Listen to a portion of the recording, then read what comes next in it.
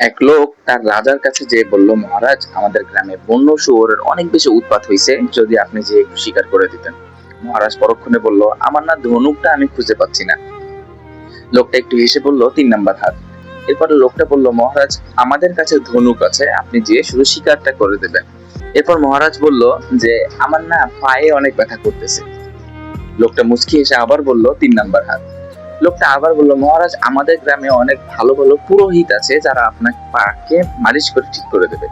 তখন মহারাজ বলল, আমার না জুতাটা একটু ছিঁড়ে গেছে, তাই আমি যেতে পারবো না। এবারও সেই লোকটা বলল, 3 নাম্বার হাত। এবার মহারাজ ক্ষিপ্ত হয়ে গিয়ে বলতেছে, তুমি বারবার 3 নাম্বার হাত 3 নাম্বার হাত কেন বলতেছো? সেই লোকটা একটু মুচকি হেসে বলল, মহারাজ, বলুন তো মানুষের হাত কয়টা? তখন মহারাজ বলল, কেন, 2টা? তখন বলল, না। সেই লোকটি বলল যে, মহারাজ, মানুষের হাত 3টা, ডান হাত, বাম হাত, অজুহাত।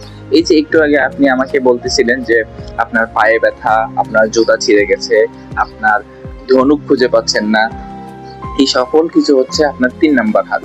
আমাদের সমাজে এরকম অনেক লোক আছে যারা শুধুমাত্র তাদের 3 নাম্বার হাতটাই দেখায় দেয়।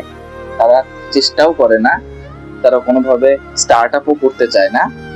তারা শুধুমাত্র অজুহাত দিয়ে যায় যে আমি এটা করতে পারি নাই, আমি ওটা করতে পারি নাই, আমি যদি পুরুষ মানুষ না হইতাম তাহলে অনেক কিছু করতে পারতাম। আরে ভাই, আল্লাহ আপনাকে পুরুষ মানুষ বানাইছে, এটা তো আপনার সৌভাগ্য। আপনাকে প্রমাণ করতে হবে, আপনি প্রমাণ করে দেখান যে আপনি পুরুষ মানুষ হয়ে আপনি কি কি করতে পারেন। শুধুমাত্র পুরুষ মানুষ হয়ে জন্মগ্রহণ করছি জন্য এটা করতে পারি না, ওটা করতে পারি না, সমাজে অনেক বেশি অবহেলা, এগুলো সব হচ্ছে অজুহাত। ঠিক আছে, এগুলার কোনো ভ্যালু নেই। Most important thing is that অজুহাত দেওয়া বন্ধ করতে হবে। যদি জীবনে অবশ্যই কিছু শিখতে চান, কিছু করতে চান, অবশ্যই আপনাকে অজুহাত দেওয়া বন্ধ করতে হবে।